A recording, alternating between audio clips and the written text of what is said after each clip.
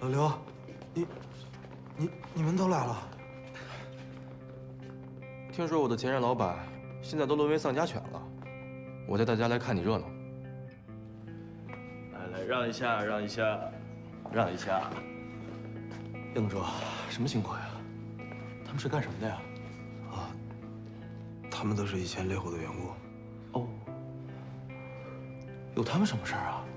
大家散了吧，啊，散了吧。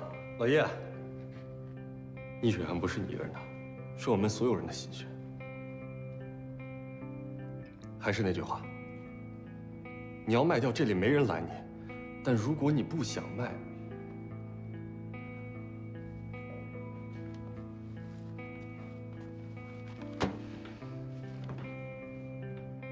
这是我们所有人的入职申请书，大家伙都商量过了。与其你这个白痴老板要把半成品卖给他，那我们还不如再赌一把。放心，这里每一个人都知道你没钱了，不会跟你计较工资的。星爷的，你别忘了，你答应我要跟我签约的啊！想搞事情是不是？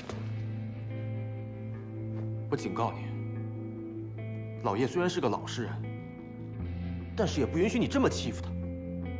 还有，我们都是老叶的员工，他是我们老板，你今天这副样子，我看你是不想出去了吧？老叶，要签哪个？我是决定了。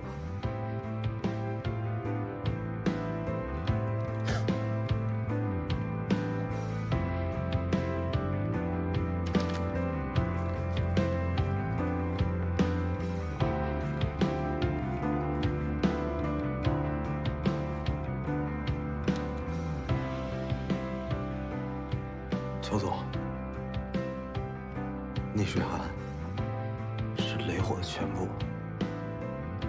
我不能卖给你。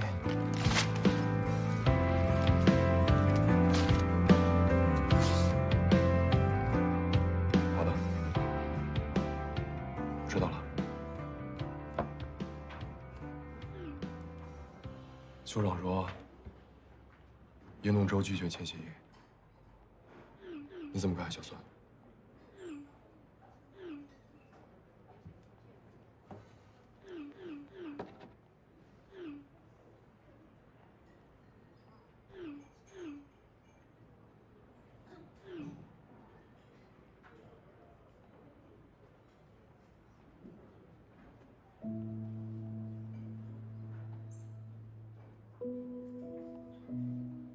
我真没想到，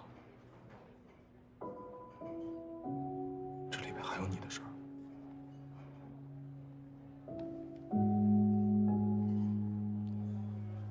是我的事。我知道，无论老爷最后做出什么样的选择，他其实都不愿意让出逆水寒。而且我也觉得逆水寒这个项目真正的价值，只有在他手里才能体现出来。我同样也知道，这个想法根本就不可能说服你。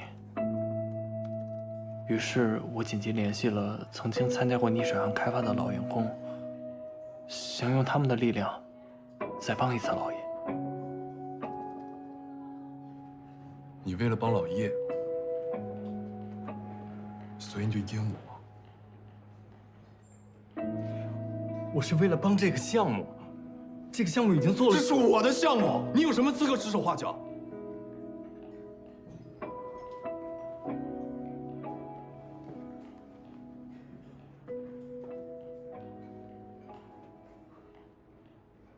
对不起。不用对不起，错的是我。最开始你带着老叶来到我们组的时候，我就该把你们俩都赶出去。宋，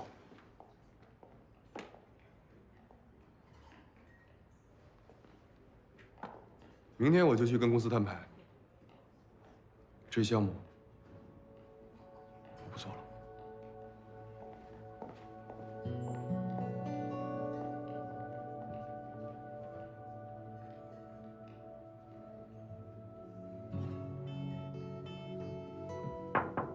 进来。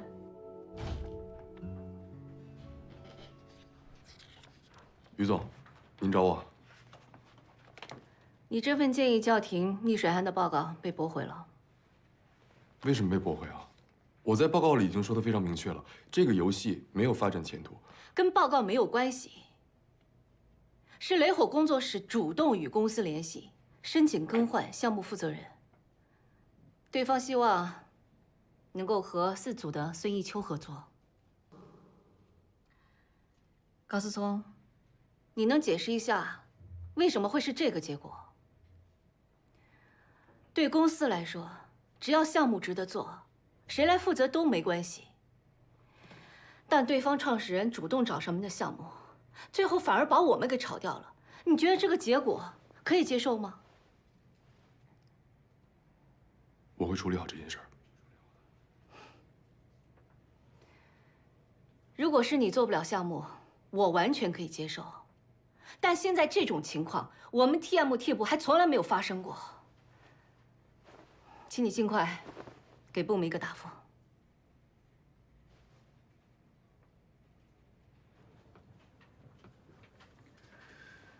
你确定要这么做啊？创始人点名合作，对你来说可是千载难逢的机会，不后悔吗？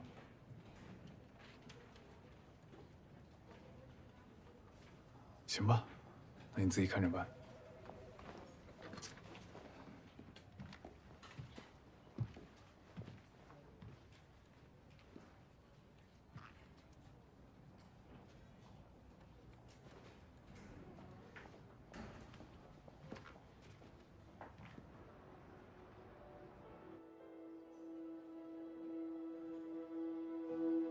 快走啊！快走！哎，快打呀！走呀！跑了！走，快走啊！哎，真的是，来，让我来。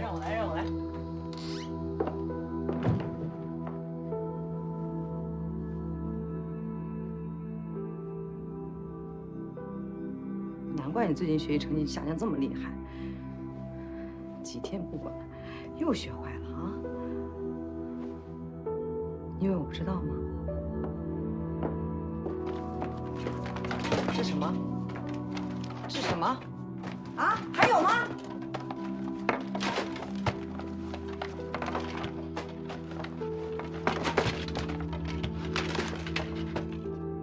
捡起来，捡啊！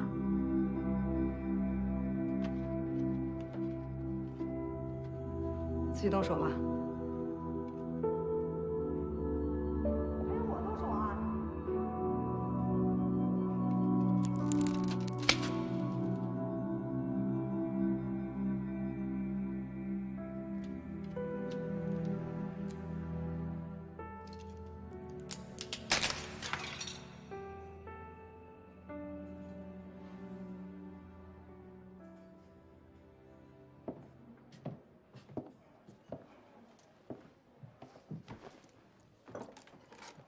走开！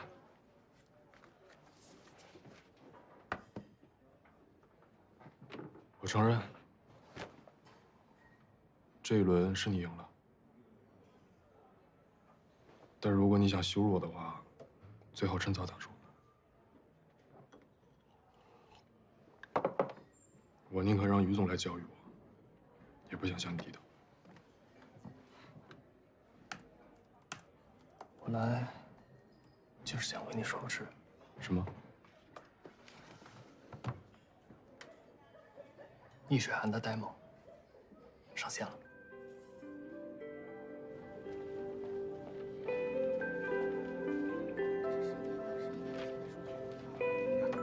从这里到这里是截止到12点的数据。大哥，你看一下这个。叶总，这是下载量统计。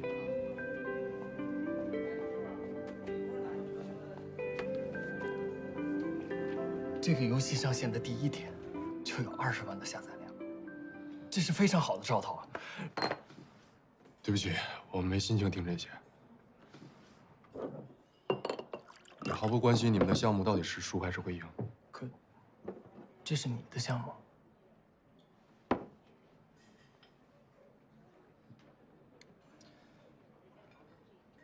你和老叶之间的不愉快，都是因为我。我想退出这个项目。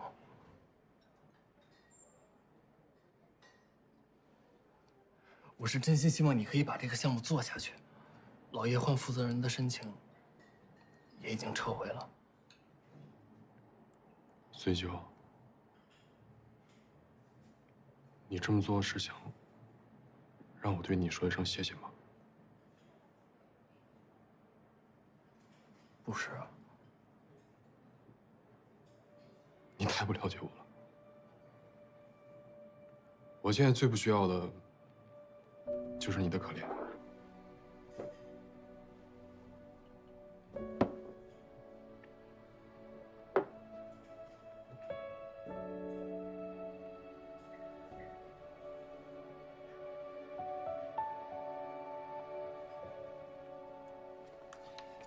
你觉得我在可怜你？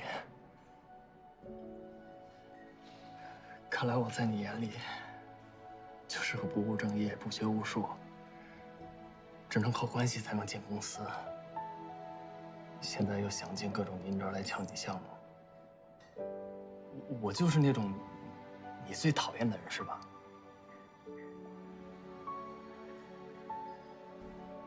行吧，你可以这么想，但是我忘不了。在我第一天进公司，在我最手足无措的时候，你是第一个主动帮我的人。咱们几个人中，你的学历最高，能力最强，所有事情做的也是最好的。你觉得我有什么资格去可怜你啊？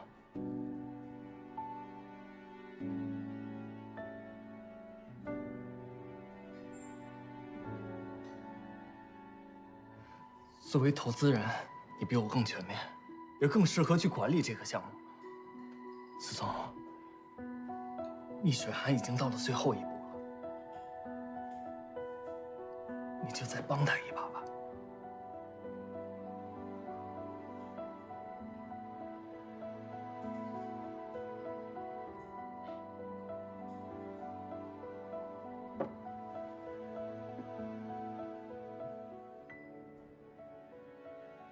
我考虑一下。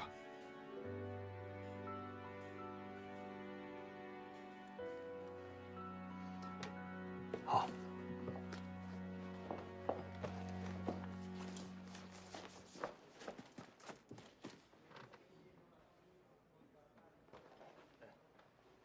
你能不能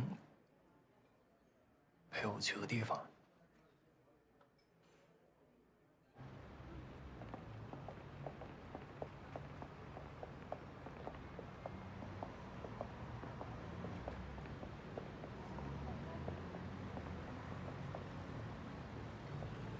这是哦，上海棋牌院，这里可以教人下棋。我在这儿待了有10几年的时间了。10几年。进去吧。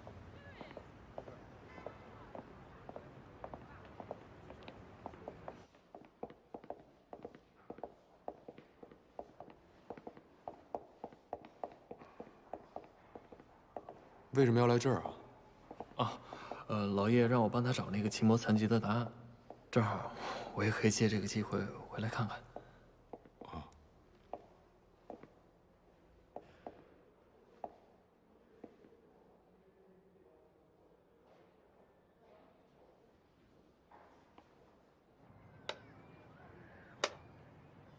一休啊，落子的位置一定要准确，这是对对手的尊重，也是对自己的肯定。只有位置准确了，才能使你全神贯注。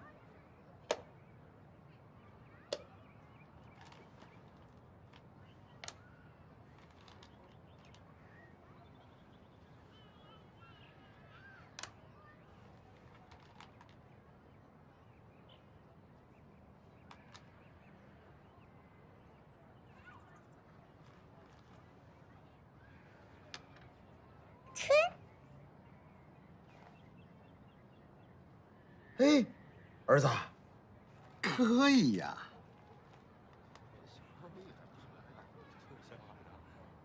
您看我儿子还行吧？一休这孩子很有天赋，但作为家长，你一定要考虑清楚，将来如果让孩子吃这碗饭，现在就要做决定，让孩子去一个更大的企业。您的意思是去上海？嗯。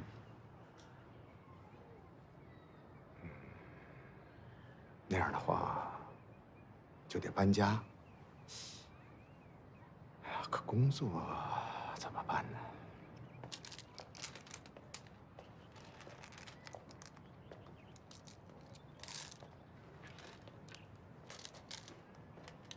儿子，你想不想去上海？不想。那你想不想赢棋？想。想不想当冠军？当然想。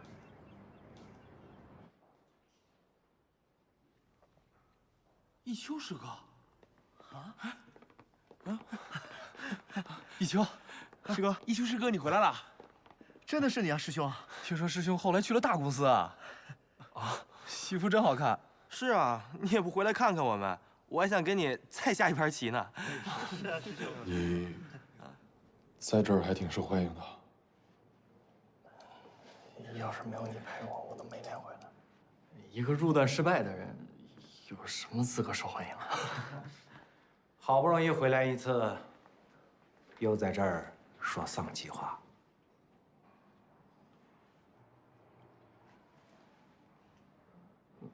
乐师，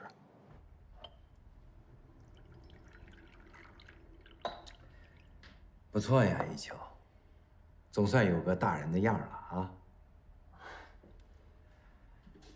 你是一秋的同事吧？是的。哈，能把你带到棋院来，你们俩的关系应该不错。否则，要是他自己一个人呢，我看这小子这辈子都不敢回来见我。你之前在电话里跟我说的这个棋谱啊，我查过了，应该是这个《求仙遗谱》里面的这道题。能够把300年前的老东西给翻出来，可以说你这个做游戏的朋友在这上面是下了功夫的。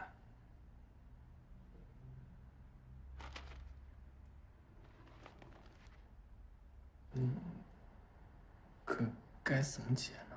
这么说吧，300年以来，这本书上的题目不知困住了多少爱钻牛角尖的人。身为棋手，有时候纠结问题的答案，不如回到问题的本身。其实这本书本身就是个散佚的版本，里面很多残局根本就是收录的不完全，也就是说，这本身就是一个无解的局啊。老祖宗发明围棋啊，其实就是个游戏而已，是为了在茶余饭后啊，消遣消遣，会朋友，找乐子。可现如今呢，棋坛也好，社会也罢，都忘掉了游戏的本质，片面的去追求胜负的结果。你们说，这是不是舍本逐末啊？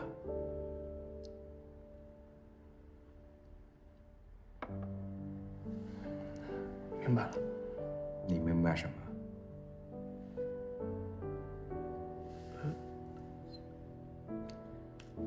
从前你一遇到大赛就没有状态，你就是太在乎输赢了。你和其他的孩子不一样，你的父母为了让你学棋，把自己的一辈子都搭进去了。你从小带着这么沉重的包袱，以至于把胜负看得太重，到最后呢，把自己压垮了。不过没关系，你现在放弃围棋，何尝不是一件好事儿？至少在我看来，你现在的状态好得多了。孩子啊，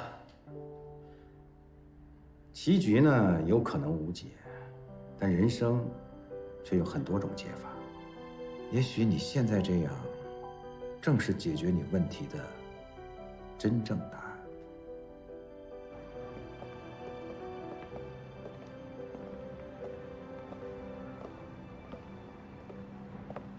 你的那个老师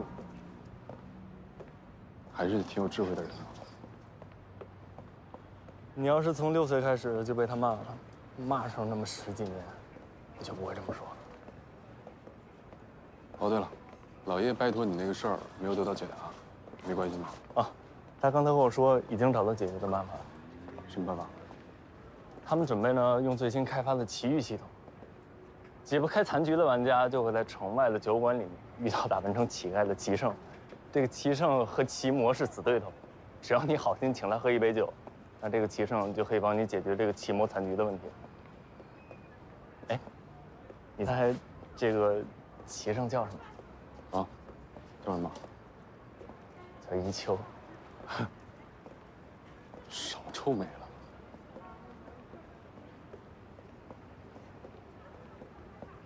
你不是说不关心溺水啊？想通了？我是担心你们把这项目给搞砸了，但是我有一条件。什么条件？你不需要退出，继续当我助手吧。因为接触老叶这种人，你还是比我更擅长点。是，老板。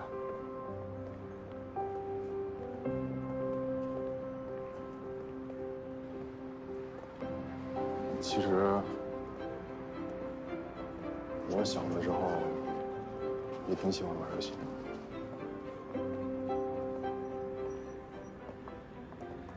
但是后来，我妈觉得打游戏影响了我的学习成绩，所以……啊，算了，不说了。可能就是从那会儿开始吧，一想到游戏，全都是那些痛苦的回忆。久而久之，我就感觉好像自己真的是很讨厌游戏似的。那你这不是在骗自己吗？骗得久了，自己就也相信了。慢慢的，自己就觉得，我就是那个最特殊的人，不能有任何放松的时刻，必须每次考试都考第1名，然后考进最好的学校，进最好的公司，然后成为最强的人，甚至不允许任何人做得比我好。看来，我也包含在内。不过，我直到今天我才知道，原来你为了父母的希望，一个人坚持了10几年。你的童年比我沉重多了，不只是你，还有郝帅、小兰，还有老叶。对，还有老叶。其实我们每一个人都是特别的，我也真的没有必要逼自己一定要做那个最强的人。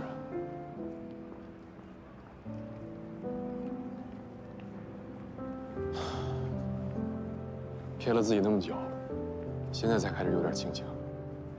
谢谢你啊，随酒。也谢谢你，合作愉快。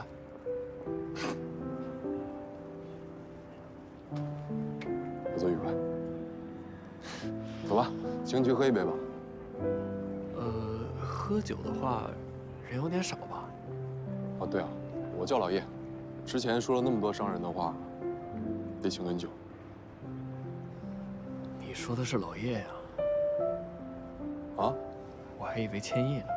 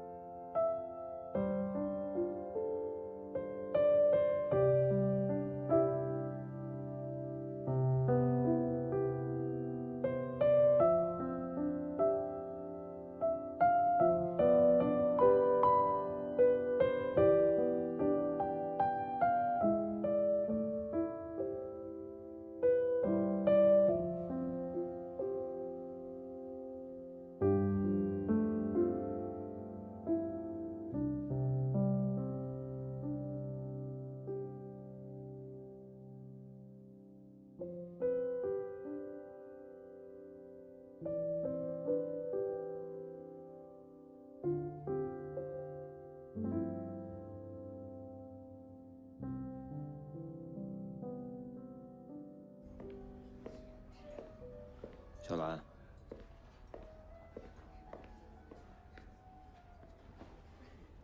还好这次没迟到。服务员，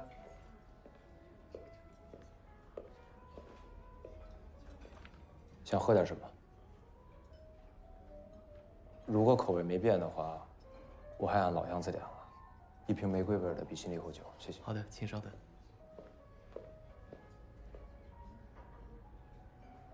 小兰，对不起啊，对不起，亨利和我说了，很抱歉让你操心了。你的退出是因为我之前在会上的失态吗？当然不是了，我就怕你这么想，所以才想跟你聊聊的。我是因为有其他事情要做，这个项目我只能退出了。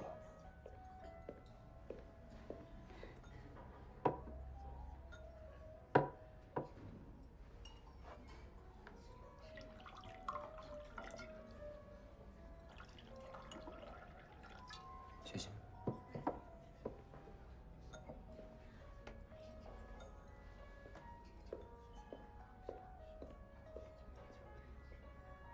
现在还好吗？我们之间就不用再这么客套了吧？是。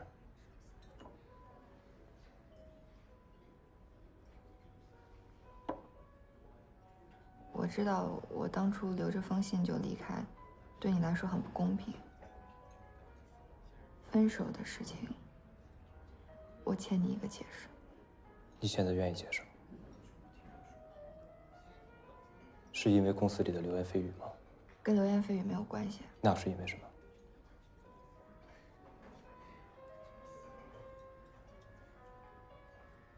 刚跟你在一起的时候，的确很幸福。可是同时，我也感觉到了有一种不安。不安？我让你很没有安全感吗？不是，你是一个很可靠的人，你会把一切都计划好，完全不用别人担心。那是因为什么？可是我后来发现，我也变成了计划的一部分。当我在担心入职考试的时候，你跟我说我可以辞掉工作，你来照顾我。的确，那是很多人都向往的生活，可那不是我想要的生活。从我毕业到有为的那天开始，我很清楚，我选择的人生应该是那种未知的、充满挑战的，而不是一个什么完美的计划。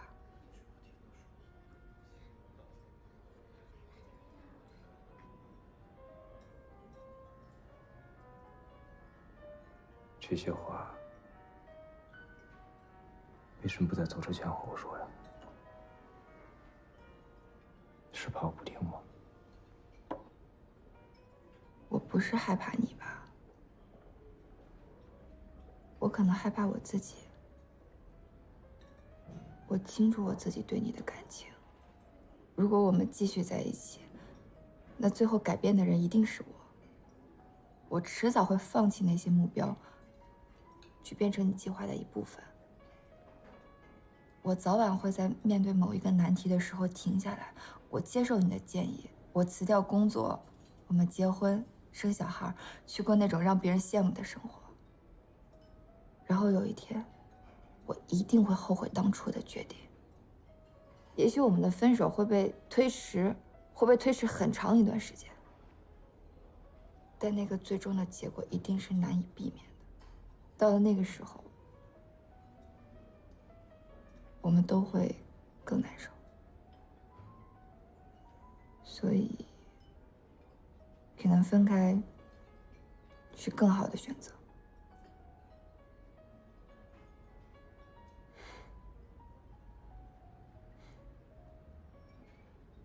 看来是我之前小瞧你了。我们这段关系，其实你看得要比我更清楚。你只有在你的这种生活方式里，才是真正的蓝千亿。还是你，一点都没有变。我很替你高兴，再也用不着任何人替你瞎操心了。恭喜你！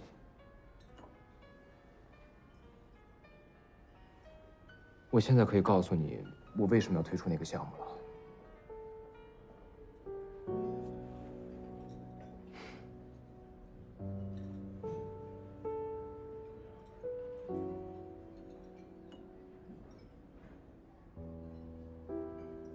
什么时候的事儿3个月前，就像你说的，我是一个有计划的人，我不能这么一直沉沦下去，对吧？下个月我要去度蜜月了。他是个什么样的人？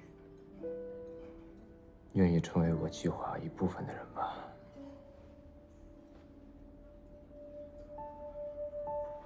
恭喜！谢谢。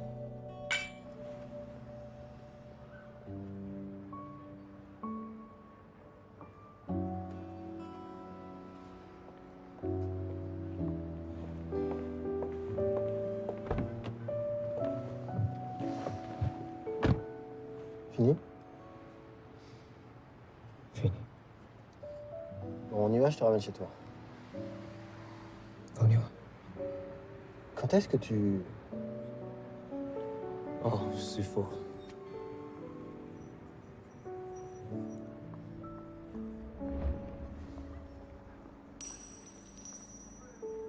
On y va.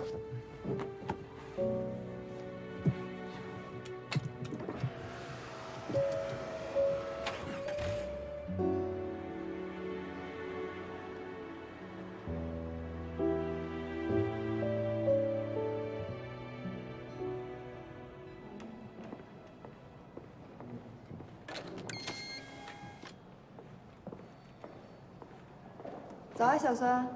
早。走。听说你们的项目要上同学会了，要加油啊！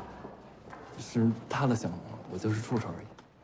哦不，这次多亏小孙帮忙，要不然不可能这么顺利。刚想表扬你们两个2句，就开始商业互捧，太肉麻了吧？你今天好像也变得不一样了。怎么不一样了？好像轻松了很多。是吗？可能吧。而且我发现，和前几年相比，精神了挺多。我当然得打起精神了。你们的项目都上同学会了，那我也得加油啊。哎，郝帅，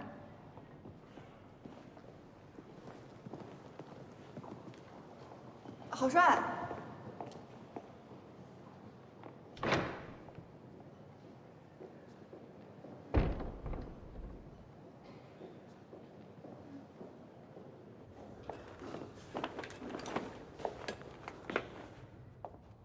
哎呦，哎呀，我说呢，怎么每天上班都跟个死狗一样？原来这么回事啊！哎呀，哎，过来，来。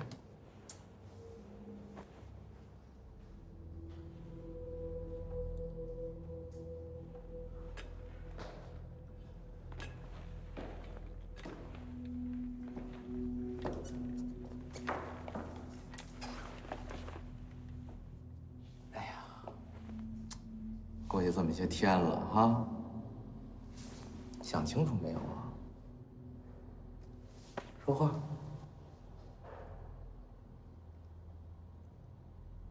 殷经理，嗯，我错了。什么？没听见？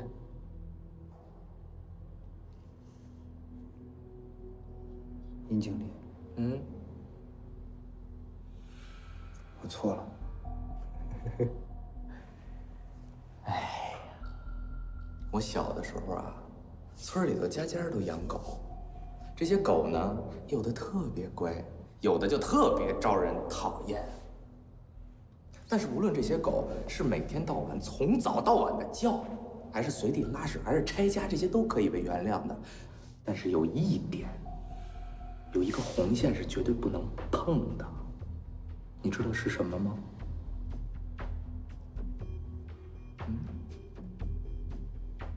咬主人。咬主人的狗是绝对活不下去的，懂吗？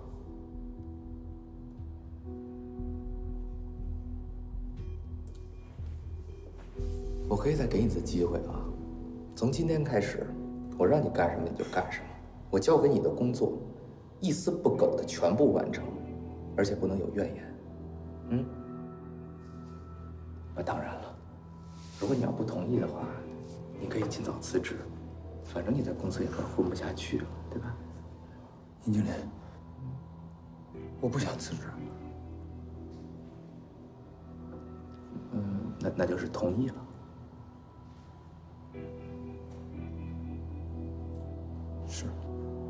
是什么呀？来说清楚，大点声。说呀！从今天开始，尹经理让我干什么，我就干什么，没有原因。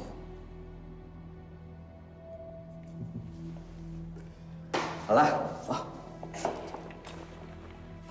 哎，好了，行了啊，今天还有好多工作要做呢。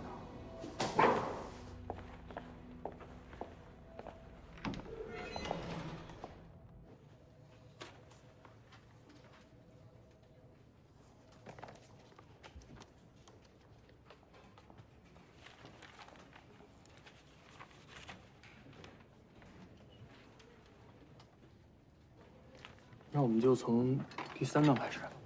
啊。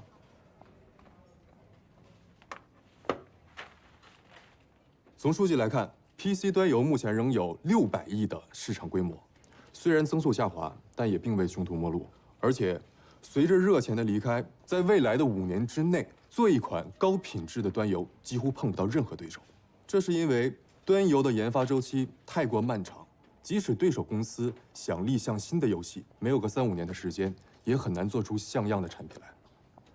制作周期是端游的致命短板，但同时也是这个游戏的护城河。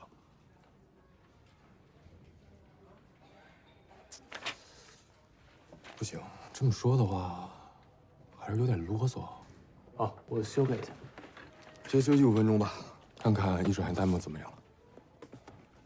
如果下载量超过50万的话，通过头学会应该就是不成。怎么了？出什么事了？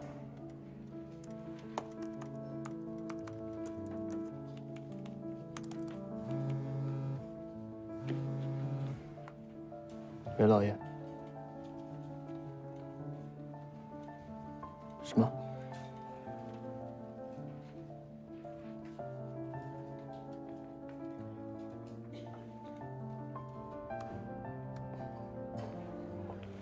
全部在这儿了吗？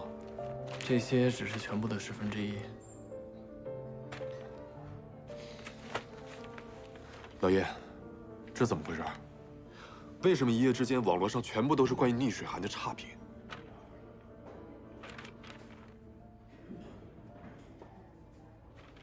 现在你要怎么解释？明天我们就要上头学会了，你觉得我和小孙应该怎么和领导解释这件事情？ 你冷静点儿，思聪，你是玩过逆水寒 demo 的人，你看看这些文章，你再问问你自己，逆水寒真的是他们说的这么一无是处吗？这里面的问题和缺点，哪个不是无中生有、夸大其词？确实很奇怪，这些差评的数量虽然很多，但内容基本上都是一样的。他们这是准备好了的，恰好等在。 逆水寒马上要上头学会，看来有人是故意不想让逆水寒领到钱了。谁会这么坏？逆水寒市面上的竞争对手一共就几家，想想也能知道是谁。是谁不重要，重要的是我们该怎么面对。那我们是不是也可以去公关？我们不可以。为什么？很简单，做完这个逆水寒的 demo 之后，老叶恐怕兜里都比脸干净了。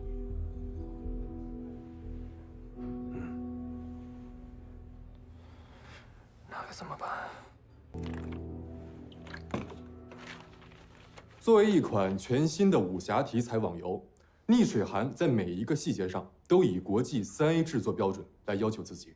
日前推出的最新 demo 在各大网站上下载量居高不下，网络上的热度也在持续的攀升，而且小高，你等一下。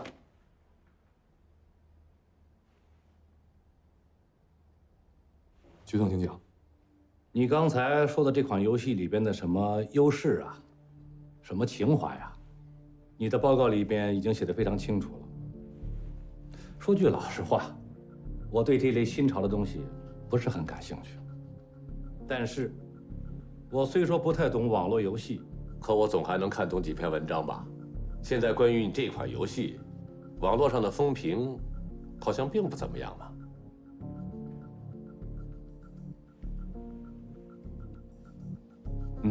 没错，我今天早上还看到了好几篇。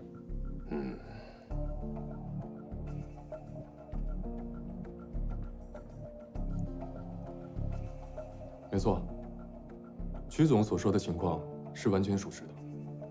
目前在各大网站上，有关于逆水寒几乎被负面的评论所刷屏，甚至我们还做出了一组数据。过去的24小时里，在国内最活跃的3家网游门户网站上出现差评通稿，一共3454篇，其中内容重复的有708篇，重复率超过90%的有1721篇。小伙子，这些数字你是怎么算出来的？说来惭愧，这是我和小孙以及雷火工作室的所有员工用了1个晚上的时间，一篇篇筛出来的。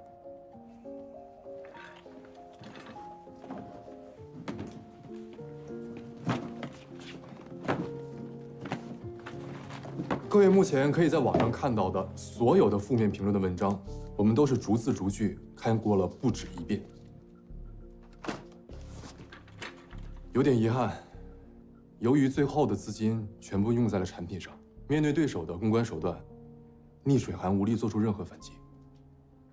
我们今天在上会之前也清楚地意识到，无论我们做什么，都很难在短时间之内扭转整个网络的舆论风向。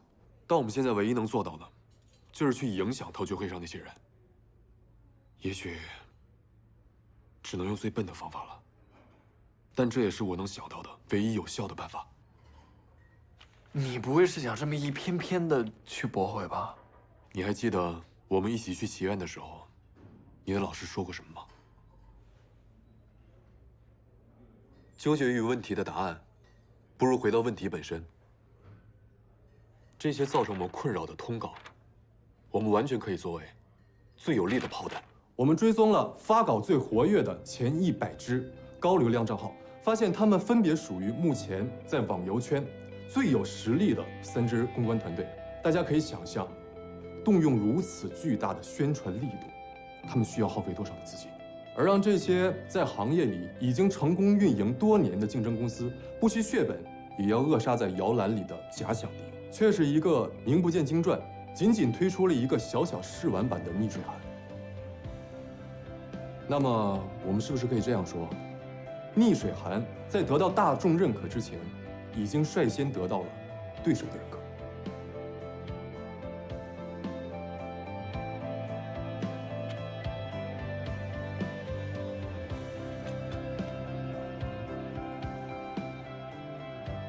关于逆水寒的项目阐述到此结束。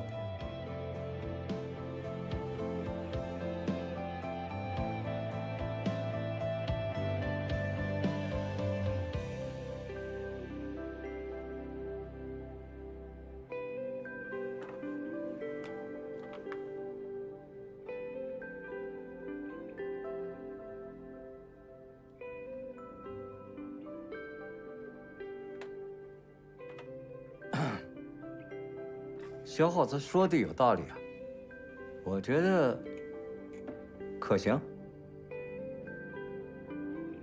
逆水寒的逆势而动，反过来想，其实是勇气和自信的体现。我也同意。同意。哎，吴总，我想问一下，你同意的理由？我相信我们家一秋啊。哎呦，吴总啊，决定一个投资的项目，巴菲特曾经说过一句话：在别人贪婪时恐惧，在别人恐惧时贪婪。我觉得你这款游戏，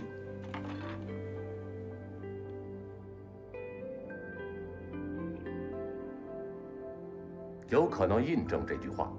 我也同意。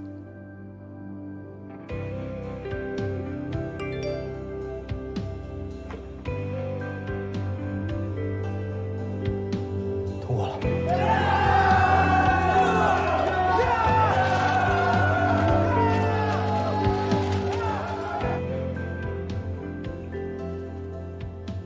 通过了。恭喜，后面就看你的了。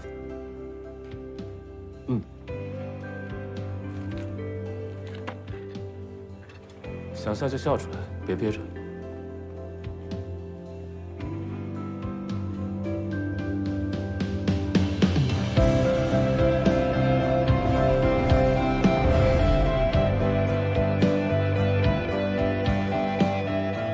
恭喜邱总凯旋归来啊！鼓掌，鼓掌！小孙，干得不错啊！那请客了啊！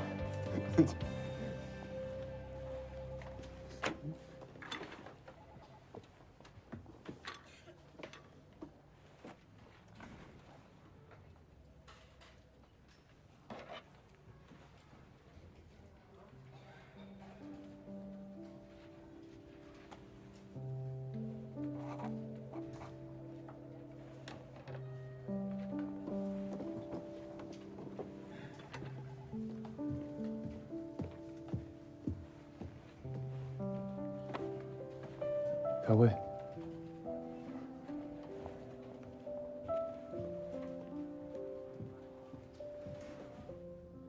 说说吧，你从这一次逆水寒的项目学到了什么？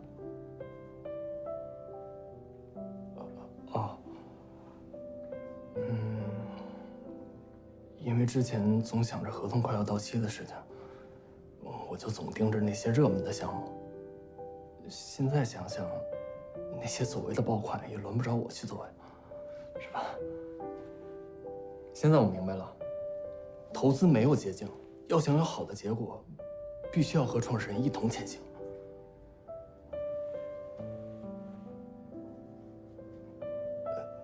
这么说行吗？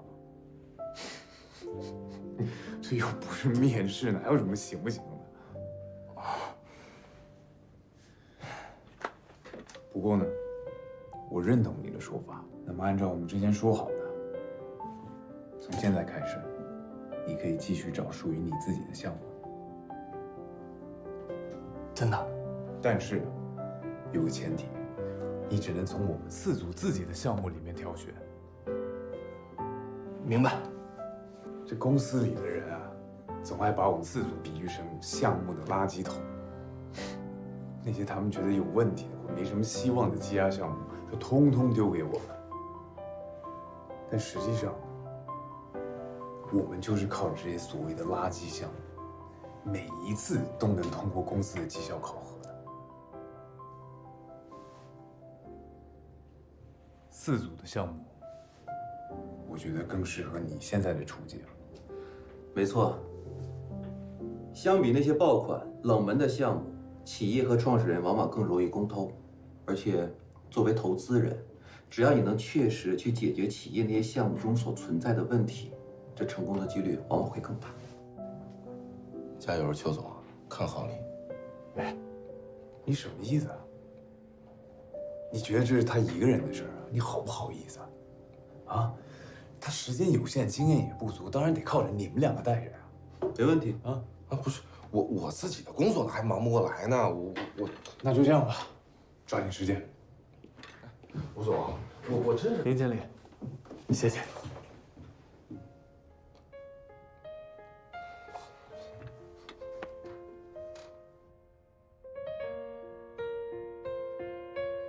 在重新找到了前进的方向之后，我再一次为了留在公司而做出尝试。不过这一次，我不再是孤军奋战了。深深缠绕，像是这做不到的警告。清楚为何爱到，把你途紧紧抓牢，站在风中面带着微笑。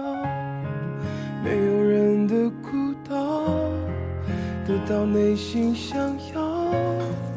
就算初来乍到，不惧世上的风暴。没有人的孤岛，我想大声的叫，伸开我的触角，探索世界的奇妙。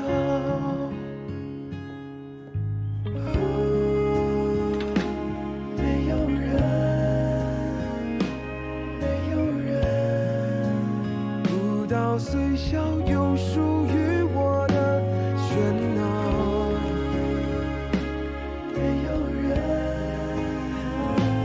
没有人，阻止不了，阻止不了我想要。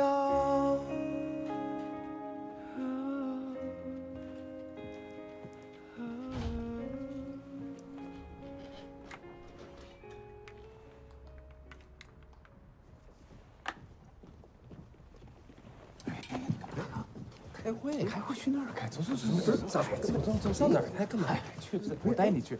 来来来，是哪儿？不是你。小兰，怎么了，徐总？我记得你之前跟我提过一个项目，说值得一做，你还写过一个可行性的报告，叫什么来着？您是说千城光能吗？哎，对，就是那个做太阳能的，还能找着吗？哦，可以啊，怎么了？找出来做做看吧。您是让我做吗？是这样啊，小兰，我觉得呢，你现在可以开始试着做一做自己的项目，而且中欧物流那个案子已经通过了，趁着老大心情比较好，就一点啊，尽快把案子递上去。谢谢徐总。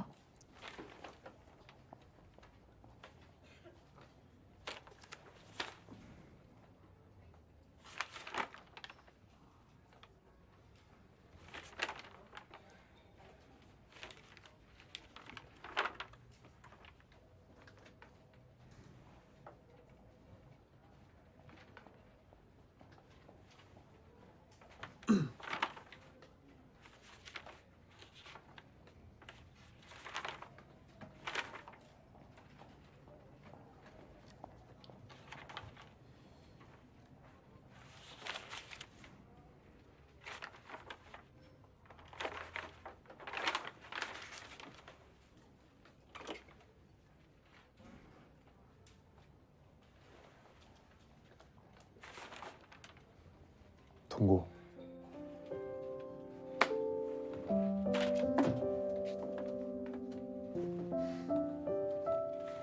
钉子，胖子，你们俩辛苦了。我不辛苦谁辛苦啊？邱总，你得做一个知恩图报的人啊。你别高兴得太早，这只是完成了准备工作。要真想把这项目谈下来，还得过创始人那一关。但是这一部分，我们谁也帮不了你，只能靠你自己。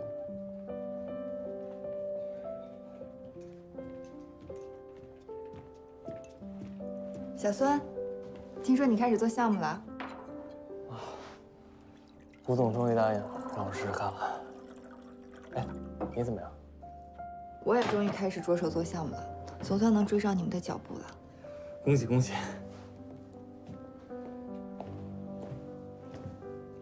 小兰，恭喜！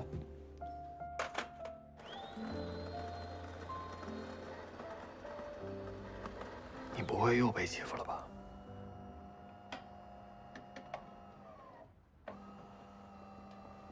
帅，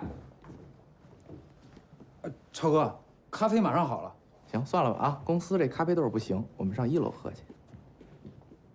一会儿你来买单。这小子这么不听话，干嘛还等着他？哎呦，新来的嘛，给个机会。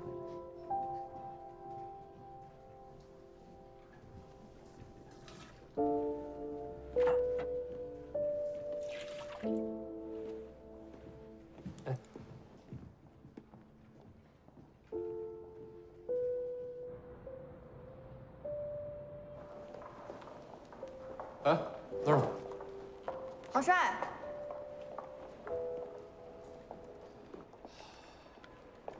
怎么了？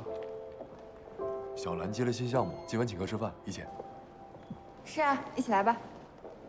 算了，我也不去了。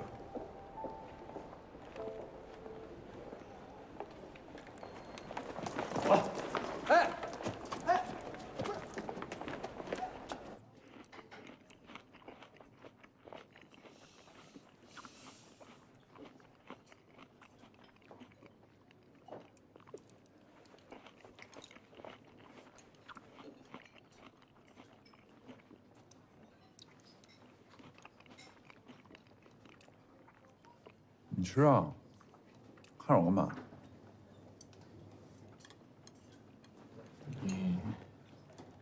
还好吧？好不好？我也不能饿着肚子干活吧。吃吧。你的事儿我们听说了，你之前是有点太冲动了。虽然我们都帮不上什么忙，但如果你真的有心事的话，就跟大家伙说说。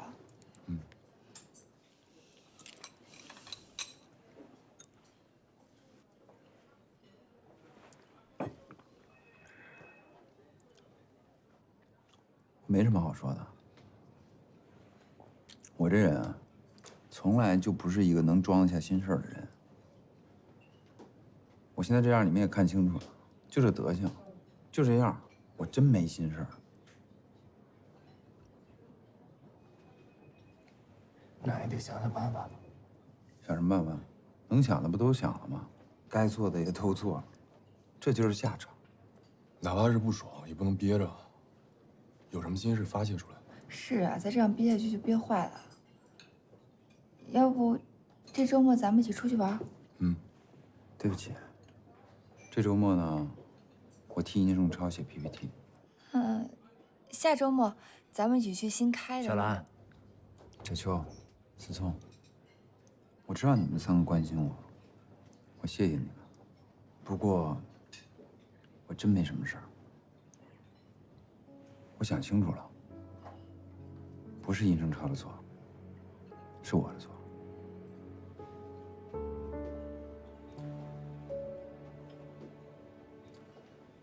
我错在不懂什么是职场，什么是上下级，什么是为人处事儿。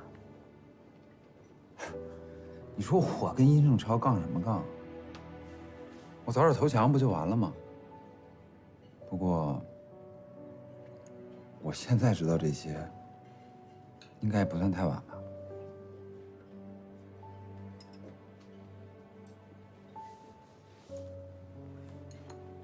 你真这么想？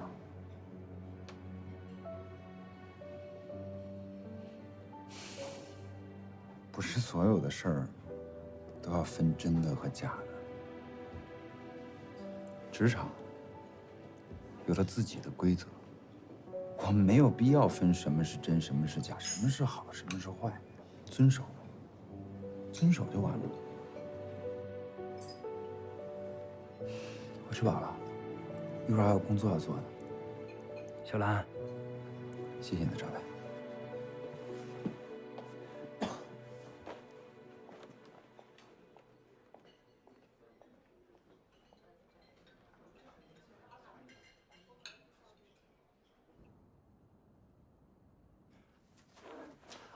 您好，金晨资本，孙艺秋。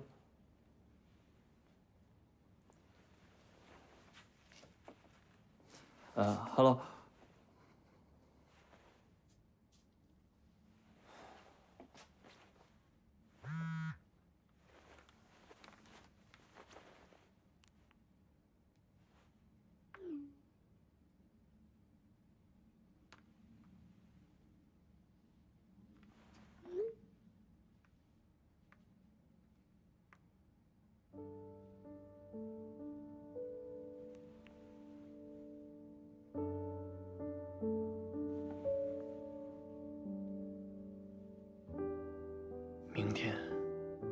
天就是最后的机会，无论如何，一定要拿下项目。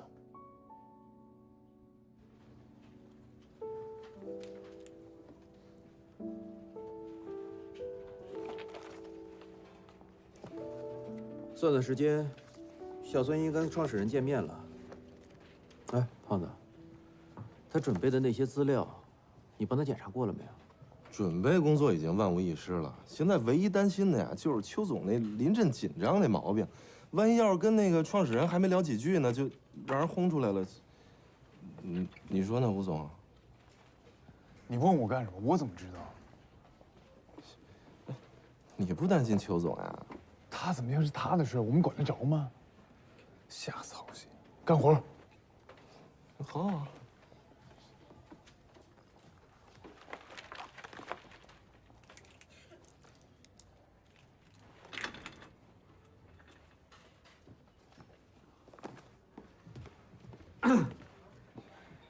我有一个重大的好消息要宣布一下，蓝千亿，你的光能项目顺利通过立项。真的？行啊，小兰，可以呀。那马总那边也通过了吗？放心吧，公司已经通过了。这马总再不讲道理，也不至于枪毙自己的项目，啊！哎，徐东，你刚才说马总什么？我刚刚说什么？你们听见了吗？不是村儿，你提醒我一下。你什么也没说，我听错了。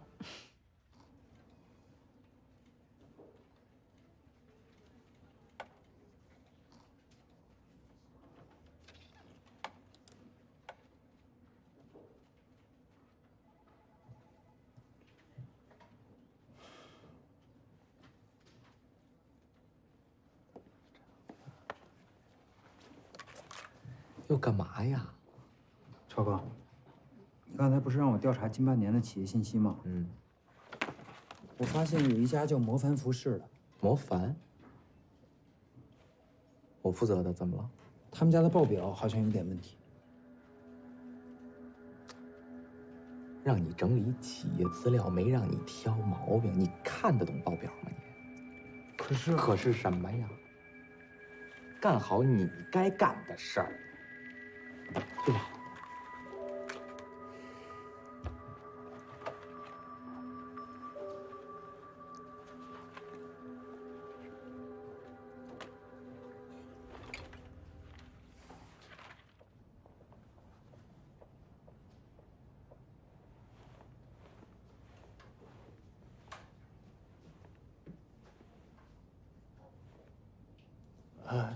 你好，我是金晨资本的孙一秋。我们之前通过电话。等一下。啊，好。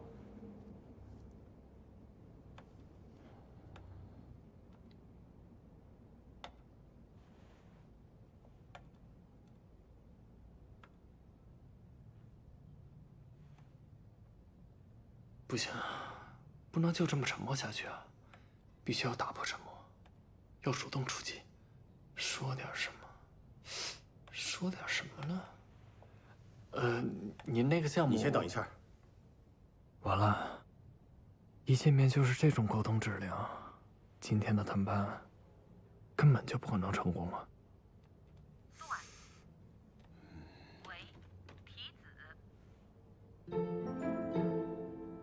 恭喜邱总旗开得胜！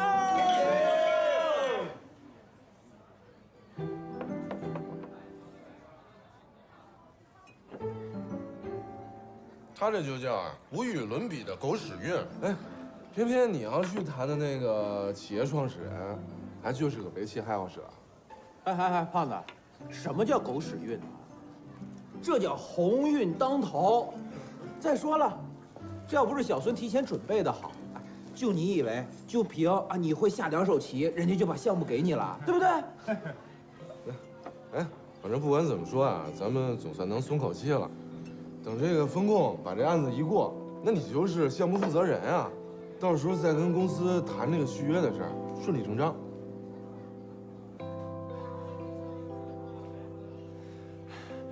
吴总，我说2句。等我说话啊！其实要是没有你们的帮助，今天这个项目我也谈不下来。都是因为吴总，让我通过逆水寒这个项目，明白了我自己想成为一个什么样的投资人，在面对项目的时候，我应该怎么去做选择。谢谢吴总。还有丁总，这几天您一直陪着我，教会了我如何该去跟创始人去做谈判，今天全用上了，真的谢谢你。还有林经理，他教会我很多，虽然有一些还需要被丁总给指正一下，但是我什么呀？但是他那个，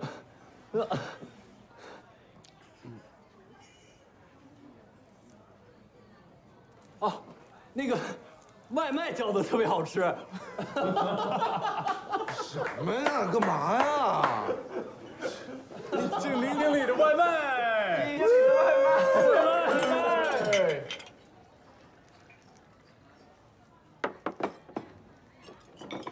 是挺好吃的，但你不用总是给我点卤肉饭，我可以吃点别的呀。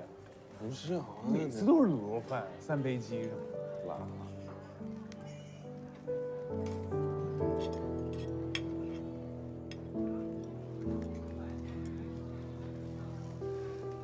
我是真的挺想留下来的。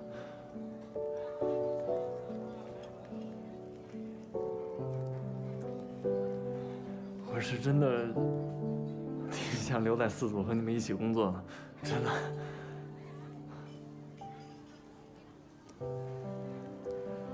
希望我这次可以如愿以偿吧。我干了。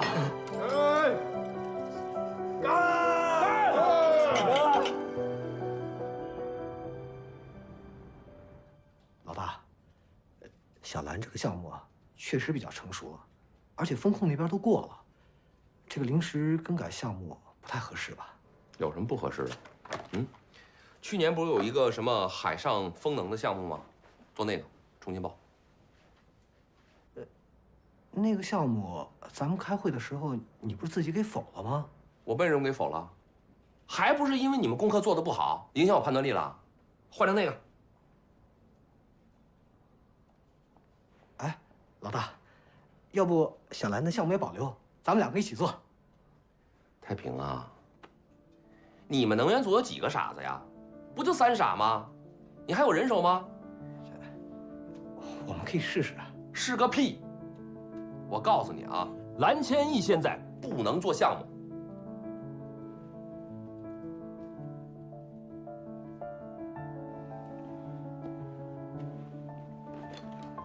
哥，有什么话你直说吧。太平，你跟我这么多年了，你自己想想，我坑过你们没有？没有。没有吧？那我现在告诉你啊，蓝千亿这孩子，眼光太高，野心太大，什么项目都没做的，就敢在我办公室怼我了，这不就是一个吴克之吗？啊，我知道你想说什么，你呀，早晚有一天会坐在我这个位置上，你愿意手底有一个吴克之吗？啊？我希望你回去之后，好好的教下这孩子规矩，让他好好的听话，明白吗？明白就回去，啊。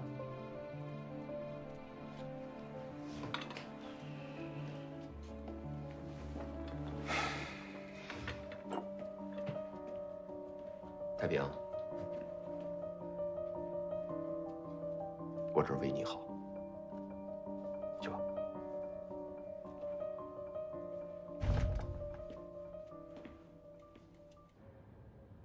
我就说嘛，小兰她这么得罪马总，早晚要被整。徐总，你也是，好好的，干嘛给人许这种愿？行了行了行了，就要来听你说风凉话了。还是想想看现在该怎么办吧。能怎么办啊？马总说换，那就得换啊。但是现在关键是，谁去跟小兰说啊？算了，我自己说的话自己咽回去。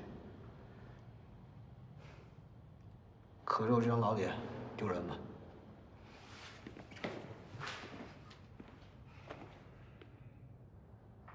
你干嘛？来，不见。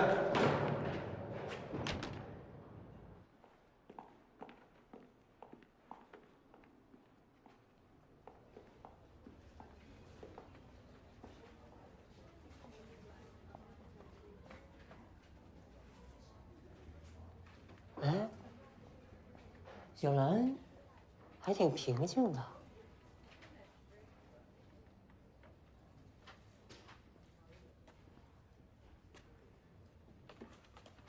老赵好像说完了，咱们是回去啊，还是在这等呢？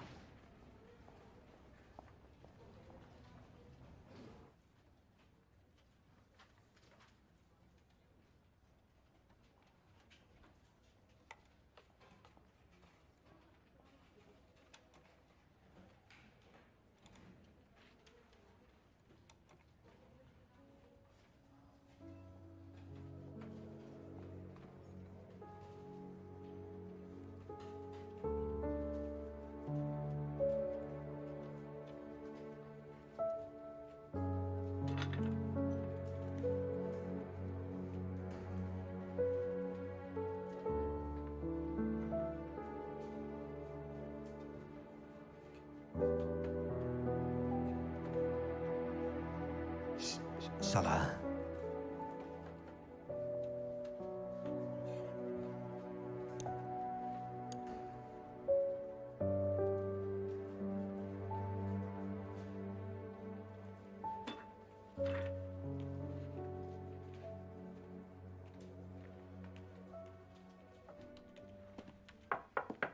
来，苏总，这个魔凡服饰是你的项目吧？啊，哎，是啊，怎么了？我昨天听几个朋友讲，魔凡最近经营上好像出了点状况，他们高层上跑了不少人呐。哎呀，苏总啊，您呢别听外边人胡说八道，他们那老板我最熟了，没事爱瞎折腾，但是大事上绝对靠谱，不会出问题的。我就是问问，我就怕万一真有个什么状况，临时抓瞎。不过你心里有数就好了啊。您呐，把心放肚子里，这2天我就请他喝个酒，我向他表达一下您对他的关心啊。辛苦了。哎，应该的。哎呀，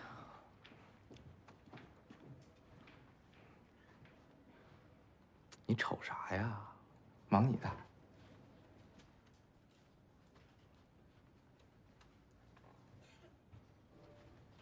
哎呦妈！我都跟您说过多少回了，您不用给我瞎操心了。我这现在日理万机的，哪有时间搞对象啊？真是。哎，行行，我不跟您说，您就别给我添乱了，行不行？我求您了。好，好，好。哎，那这特漂亮，是有多漂亮呀？啊，行行行。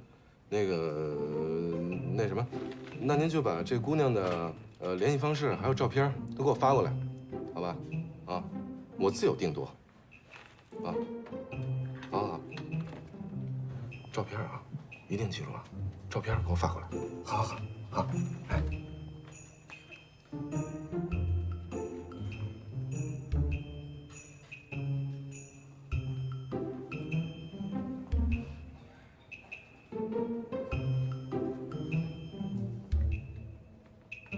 你笑什么呀？这种终身大事得严谨。刚刚还说自己日理万机呢，这一听姑娘漂亮，态度马上就变了。这跟漂不漂亮没关系。我接着日理万机了啊。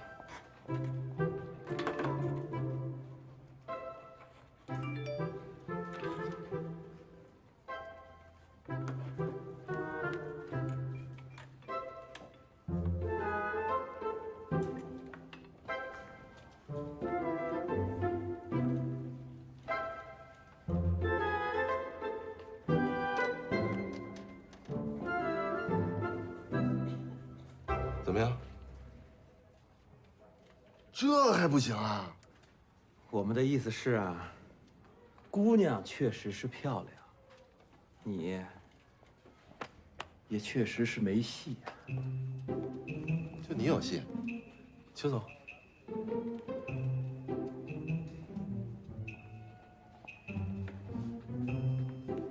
志哥，不用看也知道你没戏。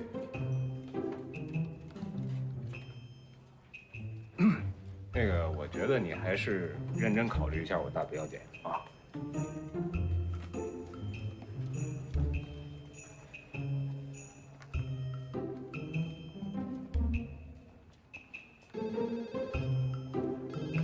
喂，你好，李总。啊，行，我马上来。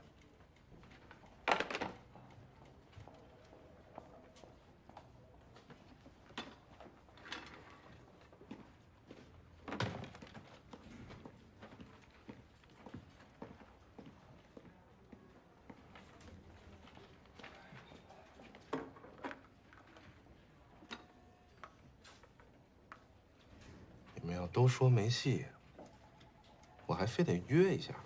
风控把一休的项目给驳回了，为什么？老吴啊，先不着急。不是李总，到底为什么？这项目是我签的字，我觉得没问题啊。是，风控也说了，这项目本身而言确实没问题，都挺好的。但是就是这个署名啊，出了些问题。署名？孙一休署名怎么了？是这样，老吴，这个项目真的要运行起来的话，至少也得1、2年吧。小孙合同快到期了，那作为项目的负责人，肯定是不太合适。那就给他续约啊！我忙活这么半天，不就是为了这个吗？风控还说了，这个续约呢是人事部的事，不归风控中心管。行，那我去找人事。哎，老吴，你先坐下，我都问过了。坐。那他们又怎么说？人事部的意思呢，是小孙在咱们公司啊还没有业绩，所以不能够续约。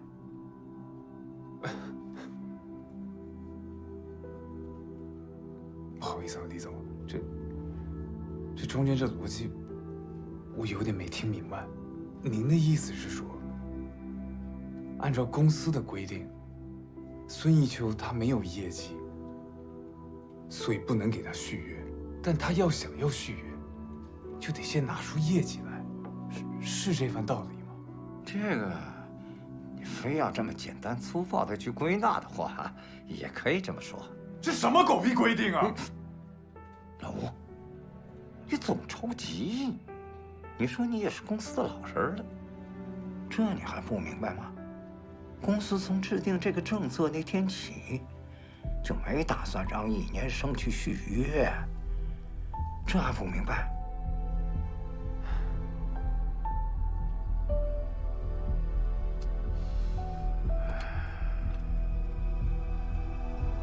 李总，您能不能帮帮他？我也觉得小孙呐，真的是个好孩子。但是规定它就是规定啊，我就算是找曲总，找克瑞斯，就这一句话，我就无话可说了。你说对不对？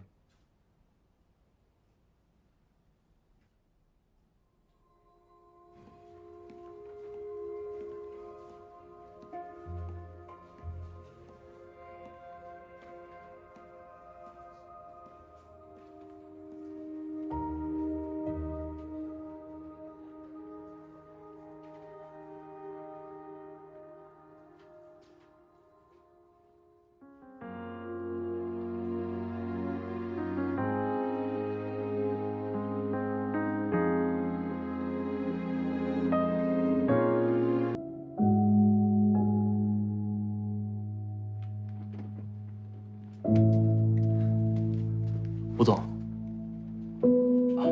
我想请个假，今天约了创始人去谈项目。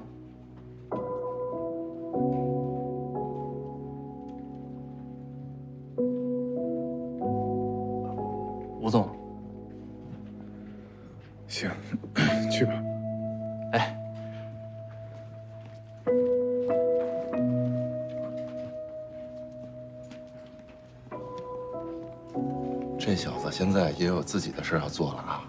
等风控中心把他这项目批下来，咱们得好好宰他一顿吧。干你的活儿。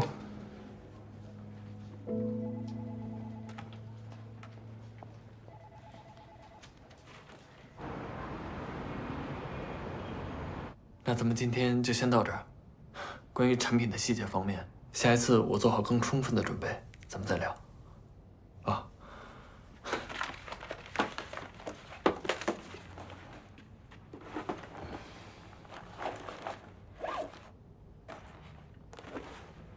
我也很期待下一次的碰面。看不出来，小孙，你除了围棋下得好，作为投资人的资质也是相当不错。啊，是吗？我创业以来啊，各式各样的投资人也算是见过不少了。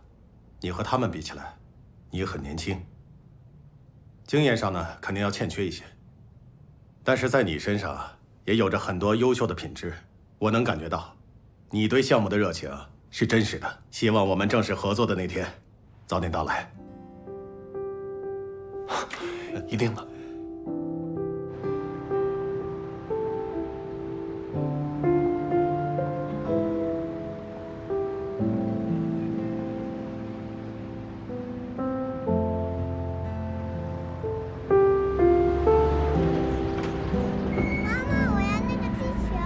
我明天买好不好？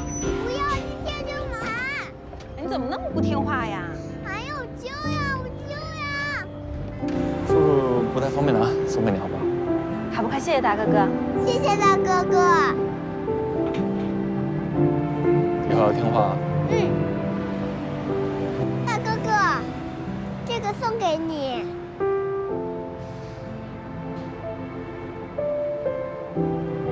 谢谢啊。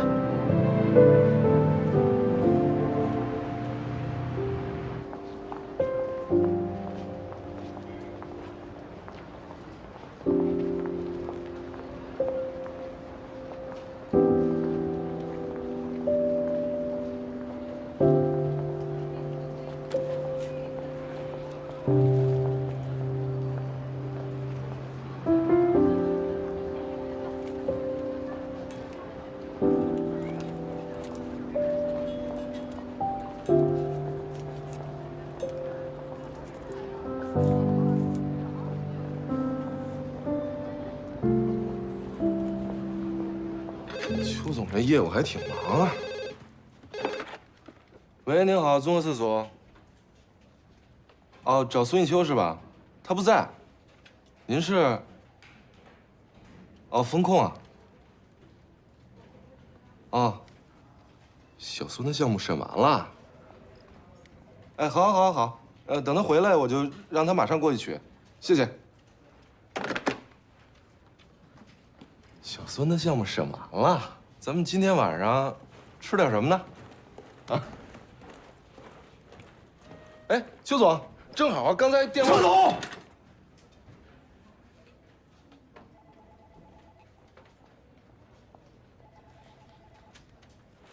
怎么了？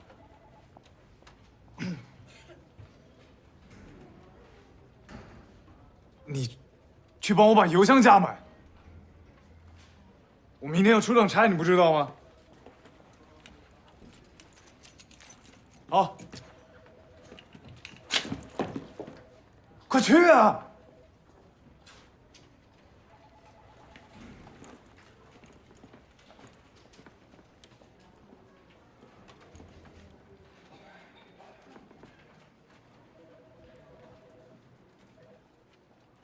老吴，什么情况？你去风控那儿，把他的报告给取回来。凭什么呀？哎，公司这是搞什么呀？搞，这不是耍人玩的吗？浩子，你小点声。我怎么小声啊？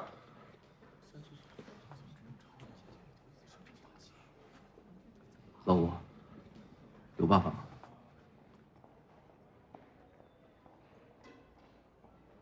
还办法什么呀？办法，咱们一起去找风控，找人事，跟他们当面谈，大不了就闹到曲总那儿。现在就去。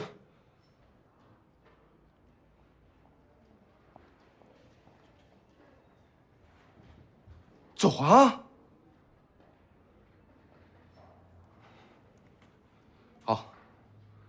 我自己去。胖子，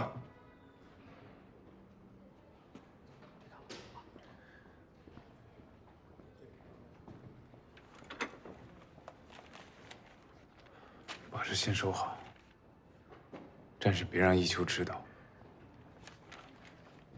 我再去想想办法。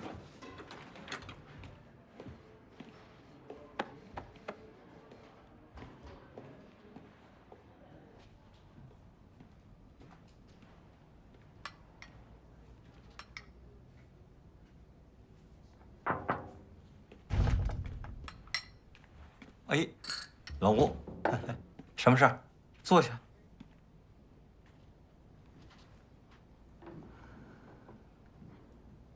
李总啊，我想跟你谈个条件。谈条件？谈什么条件？只要你能帮我把孙一秋留下，四组做什么都可以。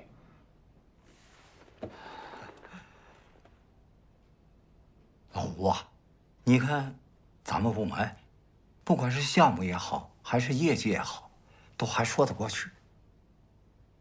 我这想不出来有什么特别的地方需要你来帮帮他。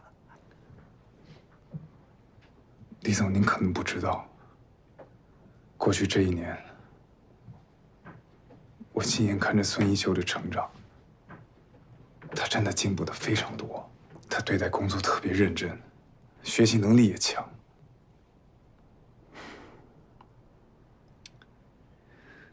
这孩子从什么都不会，一路咬着牙走到现在，挺不容易的。孙一秋真的不该走。哎呀，老吴啊，小孙能力真的是特别强。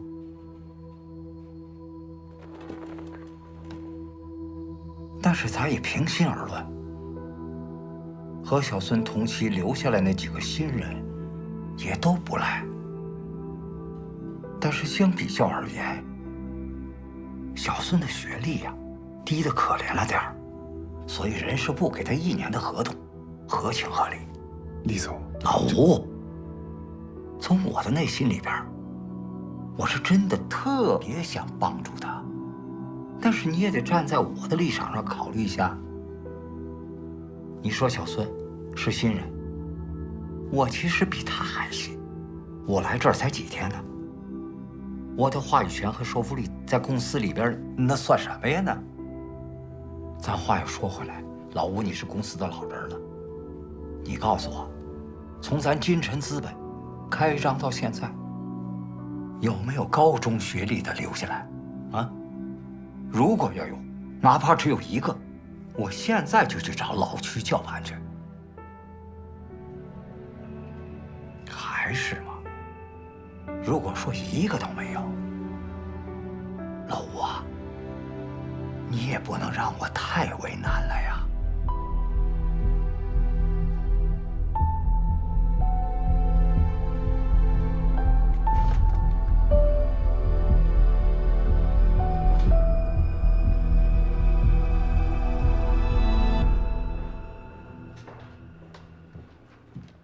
小兰，多亏你昨天提醒我，我用了独门秘方，花了小半夜的时间才把衬衫洗干净。你看，就和新的一样。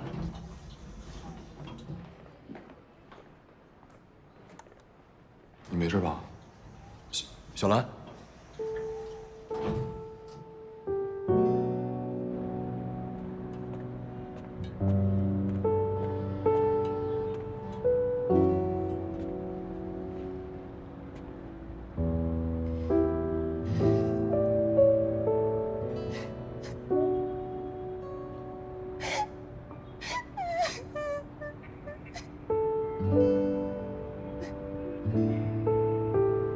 潘总啊，能不能别再跟我踢皮球了啊？这样有意思吗？不是人事部是人事部，你们风控中心先把项目给过了不就完了？公司规定我知道是公司规定，但它不合理。不做项目就不给续约，不续约就不给做项目，这什么狗屁规定？你告诉我。我态度怎么了？我态度跟这有关吗？我换个态度你就会答应了是吗？行啊，那我换吧。潘总啊，求求您行行好吧，帮帮忙嘛，这样行吗？满意了吗？啊！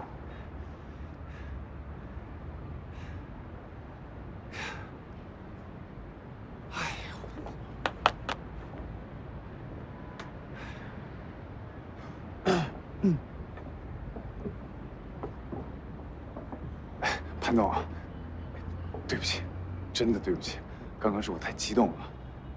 是，都是我的问题，我的错，我诚挚的向您道歉。你也知道我这脾气嘛，对吧？不如这样吧，潘总，晚上我约个地方，然后请您吃顿饭，好好向您赔个罪，一起把那个人事部的高总也约上，咱们好好的商量商量。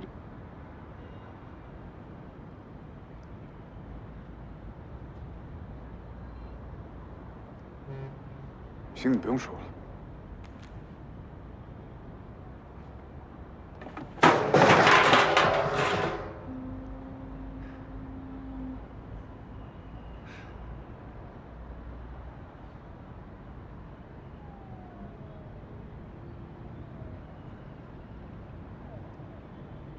干嘛呢？晚上咱俩吃什么呀？又吃火锅，火锅不行，火锅第二天闹肚子，你这特难受。你有病啊！不是超哥。哎，没事儿，公司新来一小孩，不懂事儿，甭理他，咱接着聊啊。行。超哥，我有个事儿想要跟你说。你先上那儿等着去。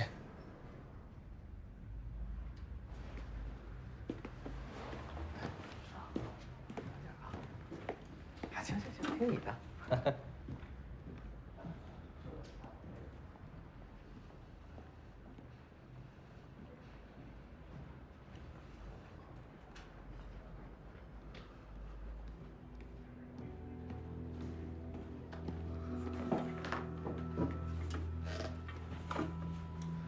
说吧，什么事儿啊？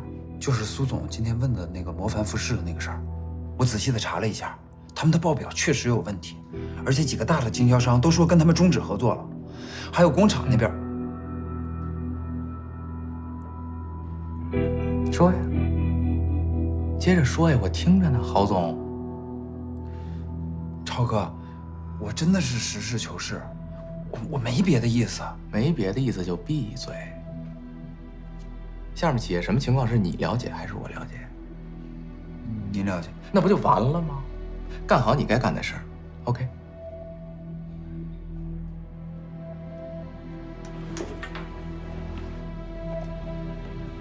等会儿，记住了啊，2件事儿：多管闲事儿多吃屁，少管闲事儿少拉那什么。还有，下回我打电话的时候别插话，啊。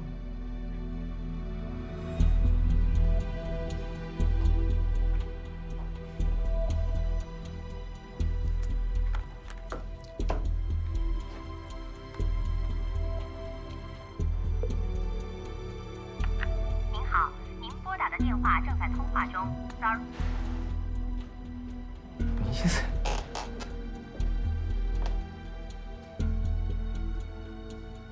您所拨打的电话已关机 ，sorry，the subscriber you dial is power off。您好，您所拨打的电话。谢谢吴总。不好意思啊，刚才让你见笑了。嗨。我也没好到哪儿去，忍忍吧。您说什么？看你这样子，不用说也知道，肯定又是马总吧。再忍忍吧。冲动之下做出的任何决定，都不会有太好的结果。我就是前车之鉴。我知道你现在心情不好，肯定会想着反击，或想调离，甚至是辞职。但我还得劝你，先别这么做。为什么？我认识马建国那家伙也不是1、2天的事儿。这人吧，虽然脾气暴躁，心眼又小，又总是爱狐假虎威的，但是，哎呀，我想不出他什么优点啊。但是总而言之呢，今天他能够在京城做到 MD， 就证明他绝对不是一个傻子。他现在敢这么欺负你、折磨你，从一个投资人的角度来看，那是因为他权衡了利弊之后，认为无需承担任何风险，他才敢这么做的。所以啊，你要学会等待，学会忍耐。等你的羽翼长得更丰满一点，等你对他有利用价值，到那个时候，尽管他再不情愿，也绝对不敢再为难你了。我明白，谢谢你跟我讲这些。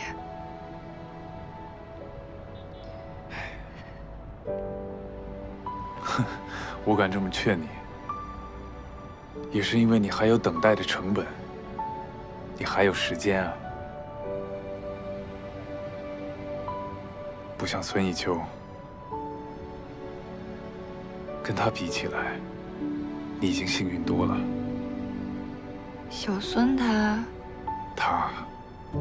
很有可能要因为合同到期得离开公司了。为什么呀？为什么？我也想知道为什么呀。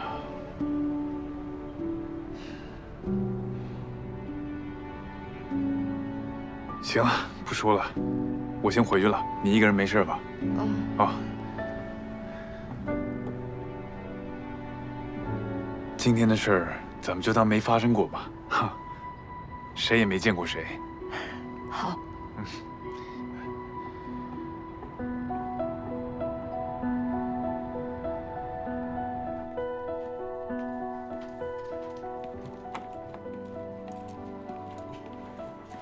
吴总呢？啊，吴总不在。他邮箱的油本身就是满的，干嘛非要我去加？吴总嘛，强迫症。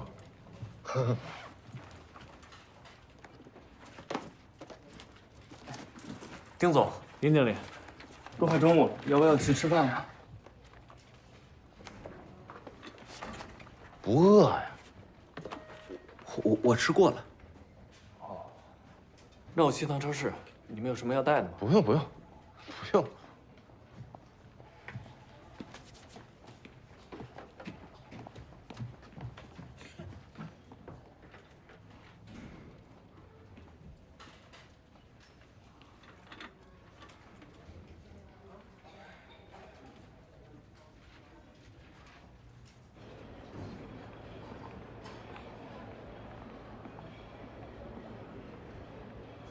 丁总，咱们再往里边坐坐吧。哎呀，行了，咱们又不是做贼的。我这心里比做贼还虚呢，这不是怕跟邱总碰上吗？碰上就碰上吧，你觉得能瞒得了多久？但愿吴总能赶快想出办法吧。我觉得这也不是老吴能解决的事情。行，那等邱总知道了，我就跟他说，大不了就走呗。凭他这认真劲儿，那在哪家公司混不出头啊？你把问题想得太简单了。简单了。如果真的就是换一家公司就能解决的问题，你觉得老吴还至于那么着急吗？像你刚刚说的那样的情况，老吴可以，你可以，我也可以，甚至跟小孙同期的那几个小朋友他们都可以，只有小孙不行。为什么呀？他没学历。那懂投资不比一张文凭重要吗？没错，懂专业要比文凭重要得多。可是你想想看啊，咱们现在不管有几家公司的 HR 在见完小孙的简历之后，会给他一个面试的机会。就算是有，咱先不说小孙就会换成你，就给你3到5分钟的面试时间，你怎么向别人证明你真的就懂投资呢？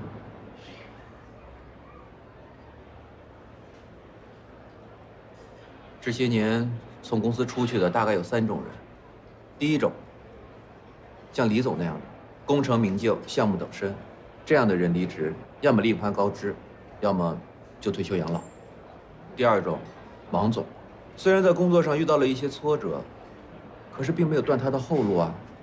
这以前的人脉资源都还在，就算是换一个公司，人家一样可以继续事业。第3种，就是小孙这样的，项目没做成就离开，履历上空空荡荡，这到最后其实是白混一场。连他自己都解释不清楚，在金城资本工作的这1年的工作经历是怎么来的。你想想，换成你是一个公司的 HR， 这样的人你会要吗？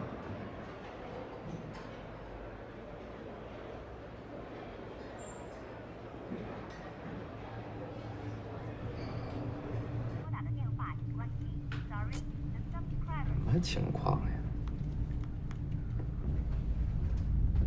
超哥，等会儿说，忙着呢。有人找你。谁呀？是模范服饰。李振超，李振超，出来！李振超，李振超，出来！李振超。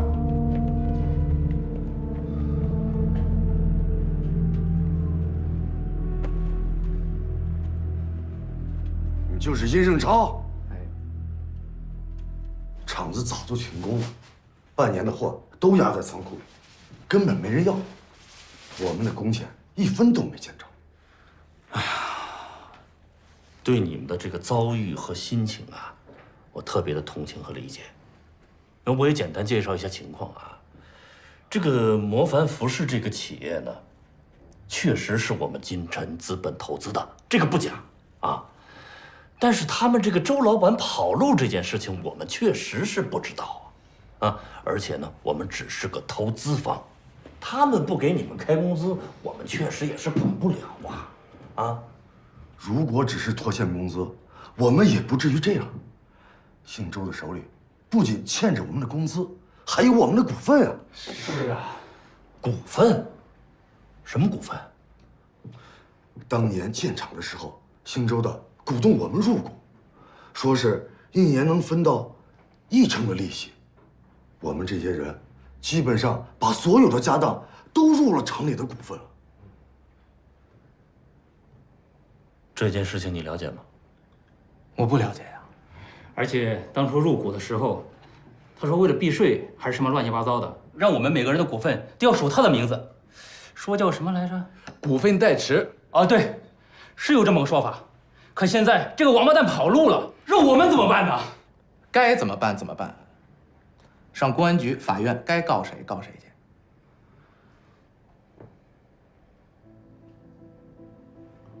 别跟我说你们连个正规文书都没有，就把家底儿都交给人家了。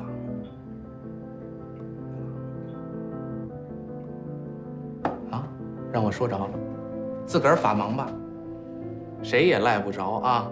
而且我们也是那受害者。殷胜超，你说话不用阴阳怪气的。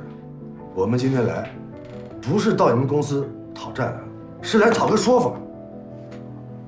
啊，什么说法啊？好。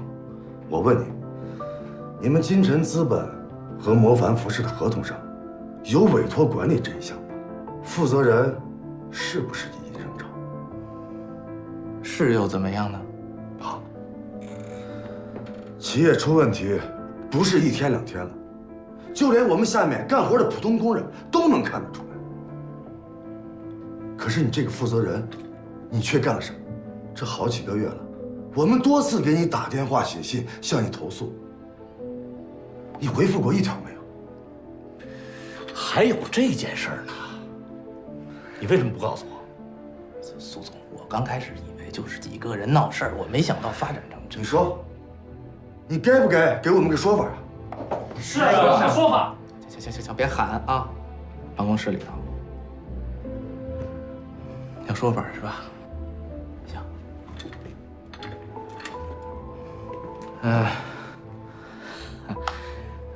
亲爱的工友们啊，由于我的工作时差啊，对不起。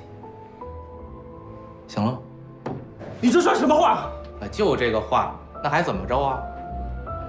我的工作有一点点失职，那也是我们公司处理我的事情，跟你们有关系吗？哎，你们自个儿转过身看看去，这么大公司，我们每天多少大项目，谁没事老盯着你们这小工厂啊？行了，该说的我都说完了啊，请吧，别耽误我们工作，好吗？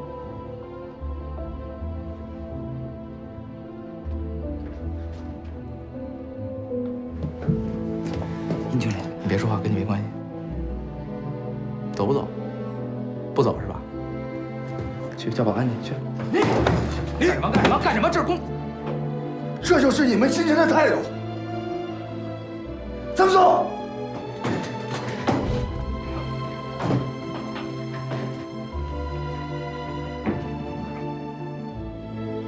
无理取闹。苏总，从法律上讲啊，咱们也是受害人。徐总出国回来之前，把这件事情给我搞定了，听见了吗？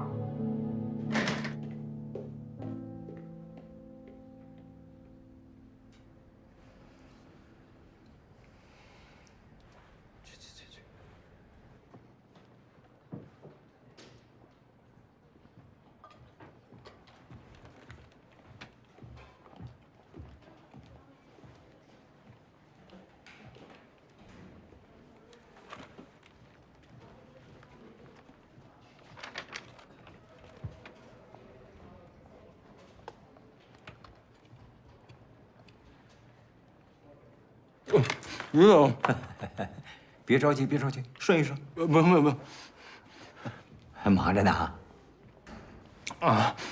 最近在跟进一个项目，还有几个问题，我准备一下。好，忙着吧。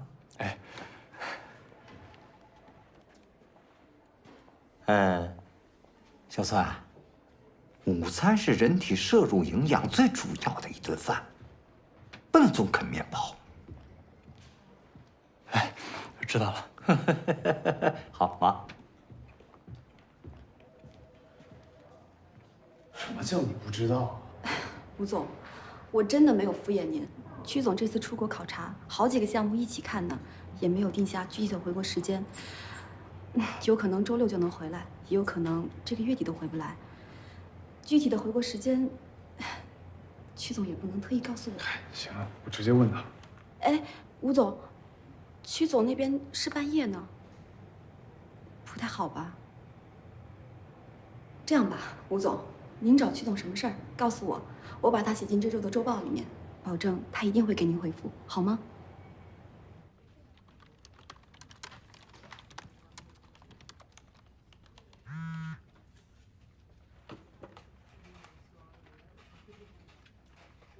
周末有空吗？我可能要加班。最近工作还顺利吗？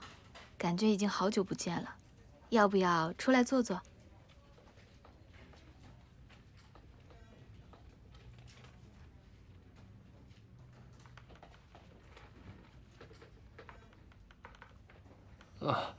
好啊。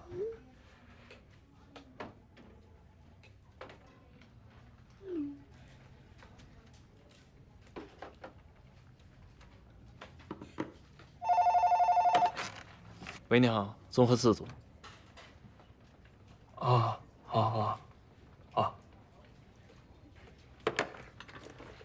怎么了？李总叫我。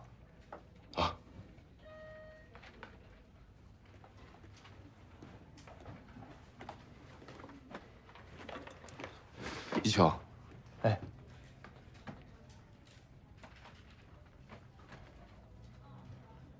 没事，去吧。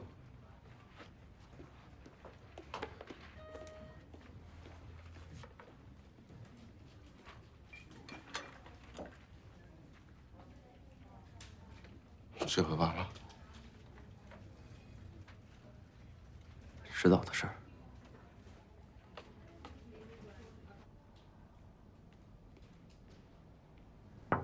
请进。李总，哎，一秋，进来进来，坐。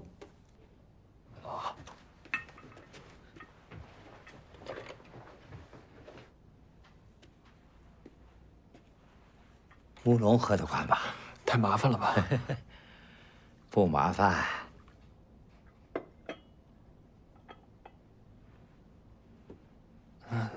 您找我什么事啊？一秋啊，有的事儿吧，这个老吴可能不方便讲，我呢，多管闲事儿。告诉你一声，你之前负责那个项目被风控给驳回了。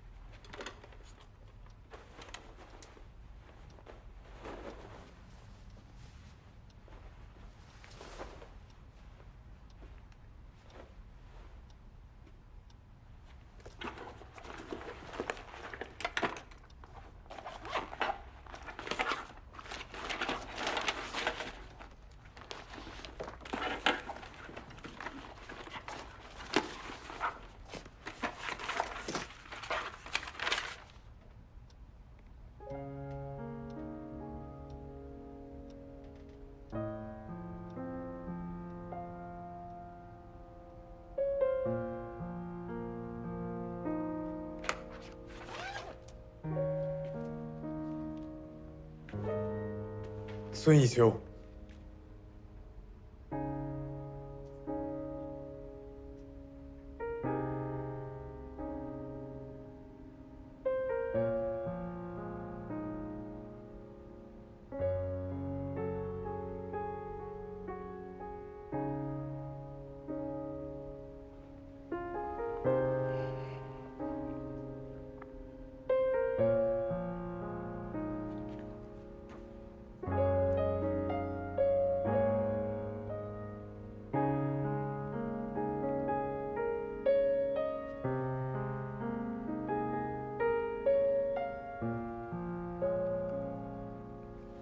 走了。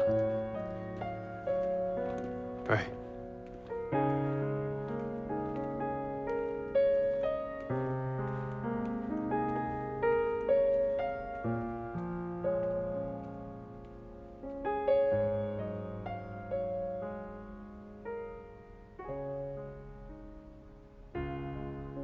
通向孤岛的桥。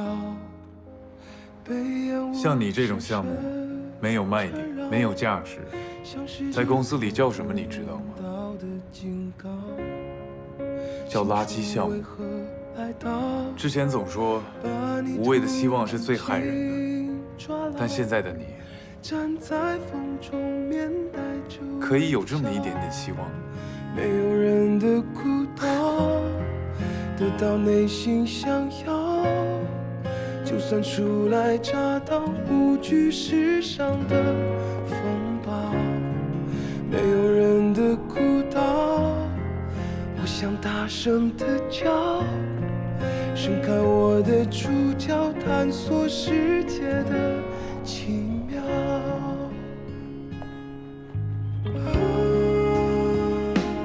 没有人，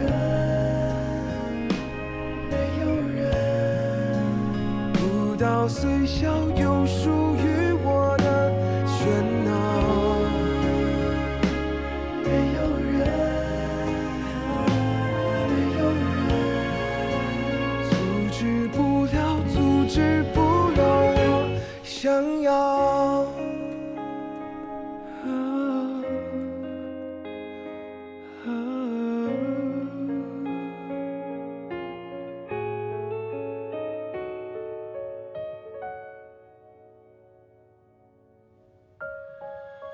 那只孤单的鸟，被迷雾重重困扰，像是这座无人岛的嘲笑，不怕被谁撂倒，把自己紧紧拥抱，没有翅膀还可以奔跑，没有人的孤岛，得到内心想要，就算初来乍到，无惧世上的风暴，没有人的孤岛，我想大声地叫，伸开我的触角，探索世界的奇妙。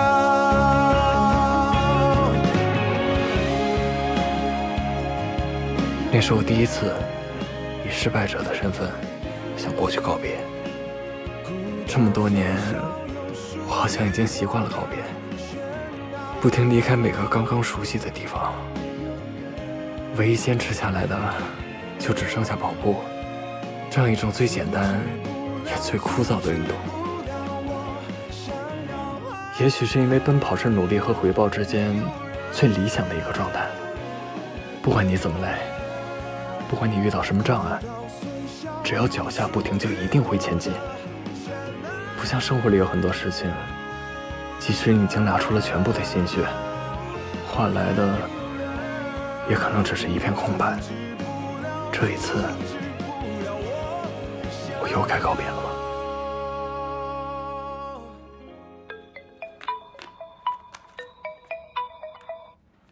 哎，林经理。邱总，做好准备啊！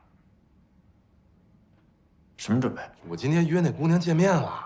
人家马上就来了，这和我有什么关系啊？如果一切顺利的话，当然就没你什么事儿了，啊，但要是一如既往的，那你就别废话了，出来陪我散心。快了。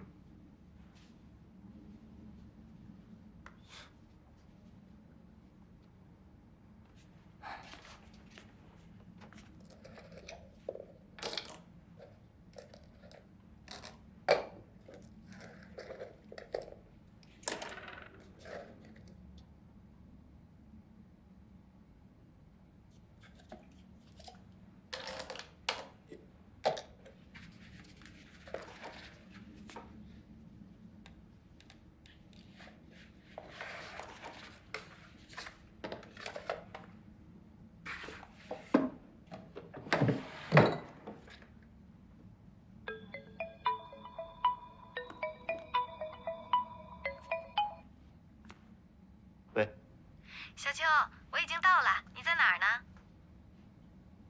喂，小秋，喂，听得见吗？怎么不说话呢？